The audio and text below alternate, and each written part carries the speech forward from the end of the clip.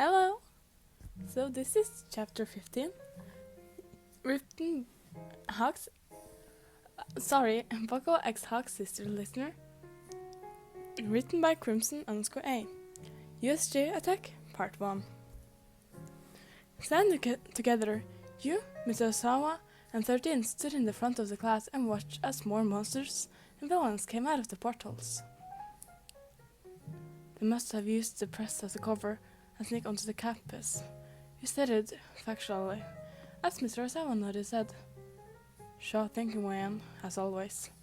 At that moment, Mr. Osawa's scarf started floating as his eyes glowed a vibrant red. 13 was holding the class back, as some had looks of fear, shock, or plain confusion.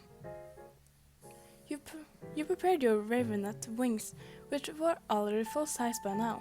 You never used them at full size, so you have to be extra careful not to extrude yourself. You glance back to see your favorite fire popsicle standing in the crowd of students. George was looking at you with worry written all over his face. Please consider, Ryan, you can't get hurt. You couldn't help but worry. You're his best friend and his first, so... Little did you know that he wasn't the only one who probably worried for your sake. Katsuki gritted his teeth, not knowing what to do. Why you were helping pros, or if he should help too, or just obey instructions. Damn it, why am I just standing here? Should I help? Against his own thoughts, he knew he shouldn't do anything rash, which was very unusual for him. Kushima spoke up in disbelief. What? Real villains? No way! His voice showed that he wasn't convinced, though. How could someone get into UA past the security? He asked, while the others watched attentively. Momo came up to preach her opinion. Yeah, 13, why aren't the alarms going off? She inquired as he pondered at the same thing. Good question, I'm not sure. They said unsurely, while the theory conspired in your head. The entire campus might be under attack. You proposed out of the blue. Everyone turned their attention to you. Or this could be their only target. Either way, if the alarm sensors aren't being triggered, then one of the villains must have quirked out masking their presence here. Mr. Osawa kept his eyes on the villains while listening to you, as you continued. They're strategically close to the isolation faculty. You finished while Mr. Osawa stepped forward. 13, get him out of here. Actually, if they have the ability to block our sensors, they might be jammed our regular communications too.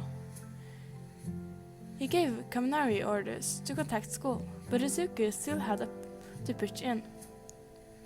You can find them on your own, Mr. Osawa. There's so many of them. Osawa had a serious face.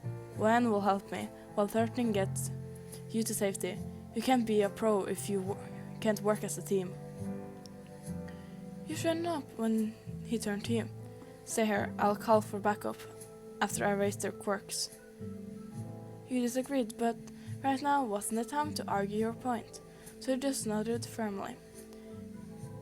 Mr. Osawa then jumped high in the air and ran towards the group of the villains. He successfully cancelled out their quirks and took them down with his scarf.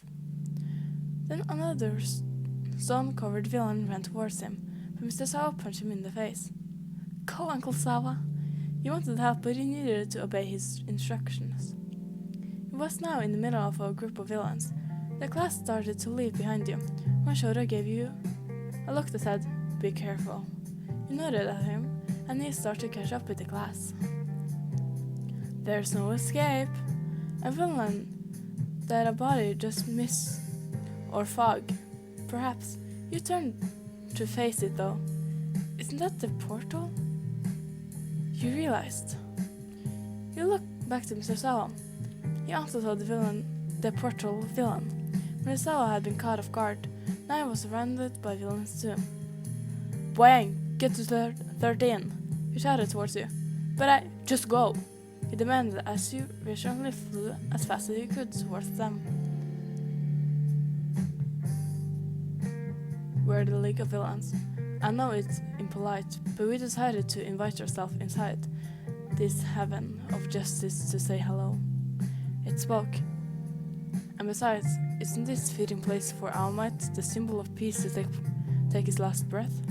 It asked in a deep, dark voice. You flew up and tried to roundhouse kick its head while screaming, "Get away!" But the portal dodged, and you ended up falling to the floor. Someone caught you, though. Big, strong, muscular arms held you tight and close toward your chest. Katsuki? You questioned. The hedgehog just ignored you and set you down safely, before lunging along with Kirishima towards the villain. A huge explosion took place, and dust blinded your vision. You didn't think we were just gonna stand there and let your tears hit place to shreds, did you? You heard Kirishima say in the distance. Once the dust cleared, you saw 13 prepared to use their quirk. You immediately jumped up and flew towards Kirishima and Katsuki. 13 shouted, "You two get out of there right now!" You hurriedly made your way over to them, but the villain had a different portal surrounding you.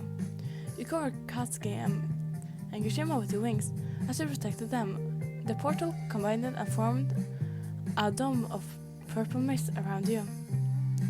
The next thing you knew, you were warped and were now falling from a sky below you. Below you was water. You mentally panicked and tried flapping your wings, but the feathers were ruffled and wouldn't straighten in time. Ah! You screamed while plummeting and finally splashing into the cold, deep water. You opened your eyes and saw void of blue, then a bit of green in the distance. Is that? I just love seagulls. Shush. You heard and saw a shark demon villain thing swinging towards you at a rapid speed. You struggled to swim due to feathers being on a raven. And since the feathers weren't water resistant, they absorbed a lot of water and were extremely heavy. Repeat, YN! So you called while punching the villain in the face. She then swam to you as your breath left your body. YN was the last thing you heard before everything went black. It just ends there.